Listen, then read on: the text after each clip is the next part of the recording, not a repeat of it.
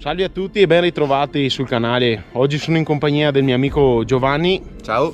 Siamo in Veneto, in provincia di Vicenza, sui monti di Requaro.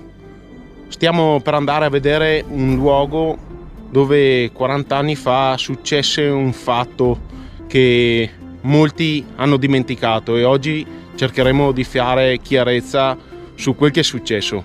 Seguiteci perché dobbiamo risalire là sopra su quei monti.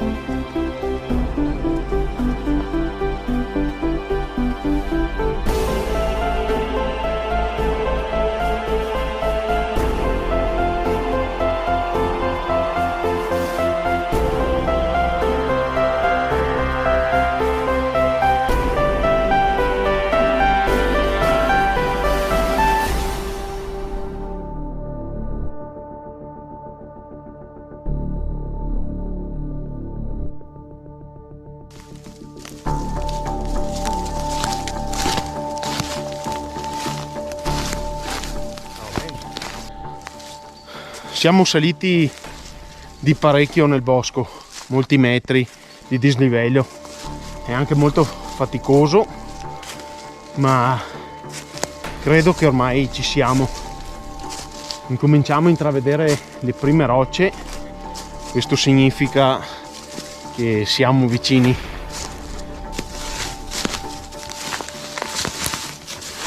Siamo arrivati nel luogo che stavamo cercando e già qua alle mie spalle si intravedono le prime lamiere, i primi pezzi che sono di nostro interesse ed ora andremo a esaminarle più da vicino. Andiamo a vedere. Vieni Giuliano, vieni a vedere. Queste lamiere contorte che si trovano sparse per il bosco in vari punti attaccate agli alberi non sono altro che i resti di un elicottero iracheno, per la precisione un Mil Mi-8 di fabbricazione sovietica, che si è schiantato qui nel giorno del 21 marzo 1983 mentre volava a vista in un tempo molto nebbioso. Qui vediamo diverse appunto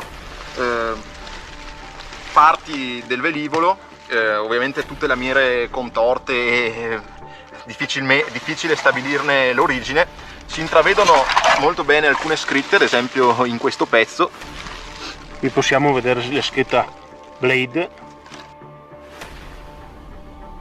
Ma il pezzo più interessante si trova qua, questa che potrebbe essere una radio. Noi adesso non siamo molto esperti di questo tipo di marchingegni, ma ha tutta l'aria di essere qualcosa di simile.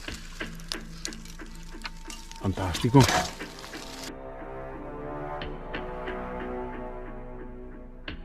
Sì.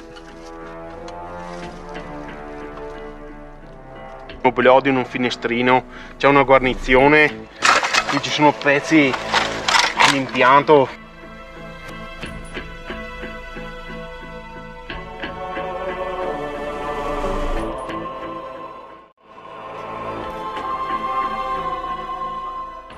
Siamo seduti sopra il rotore dell'elicottero, ma è giunto il momento di fare chiarezza su questo accaduto. Esatto, infatti può sorgere spontanea la domanda sulle motivazioni che portarono questo velivolo a sorvolare i cieli italiani nei primi giorni della primavera del 1983. Sappiamo che il giorno dell'incidente l'elicottero era atteso a Malpensa, dove i tecnici della ditta Caproni avrebbero svolto degli studi riguardanti l'installazione di alcune particolari apparecchiature radio per conto della ditta Elettronica di Roma. Questa dichiarazione è stata fornita dall'amministratore delegato di Elettronica Enzo Benigni, che in quelle prime ore mise a tacere le prime voci riguardanti un giallo internazionale riguardante il possibile coinvolgimento della vendita di armamenti fra Italia e Iraq. L'Italia era e rimane tutt'oggi un importante progettista e venditore di tecnologie belliche e non è dunque difficile immaginare come un paese del blocco occidentale, ricordiamo infatti che la guerra fredda era ancora in corso, abbia messo la sua industria al servizio di Baghdad in funzione anti-iraniana.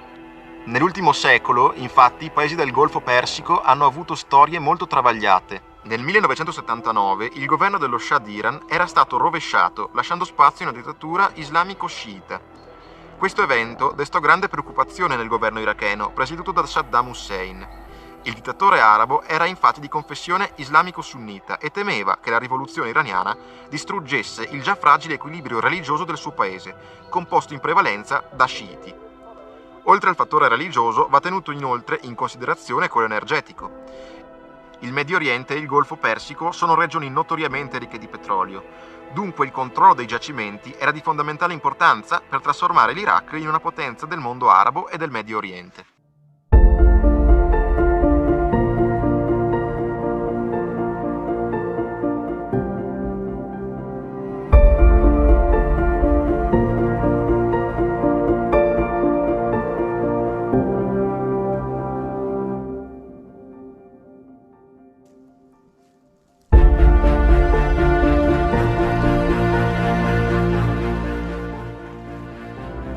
Con questa fitta nebbia noi terminiamo il video e ci vediamo in un'altra avventura. Ciao!